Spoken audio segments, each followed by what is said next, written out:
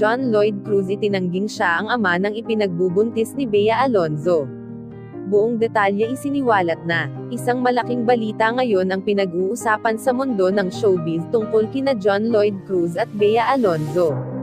Matapos umugang ang bali-balitang sa di umano'y pagkakamabutihan ng dalawa at nagbabalak ng lumagay sa tahimik ay madami ang natuwa at hindi makapaniwala na sila pala talaga ang pagtatagpuin sa bandang huli.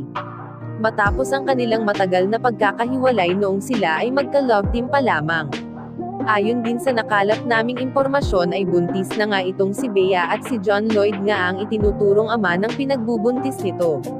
Tila mukhang okay na nga ang lahat sa mga nakaraan nilang pag-ibig dahil sa wakas ay nakita na nila ang karapat-dapat para sa kanila. Ayon kay John Lloyd masaya na daw ito ngayon sa piling ni Bea at kontento na daw ito at wala nang mahihiling pa. Maging si Bea Alonzo ay ganun din naman at pinagtutuunan naman daw ni Bea Alonzo ngayon ng pansin ay ang future nito at ng magiging pamilya niya. Tapos na daw ang mapapait na karanasan niya sa mga nauna niyang pag-ibig. Ang masasabi na lang daw niya ngayon ay masaya na siya sa piling ni John Lloyd at wala na daw siyang mahihiling pa.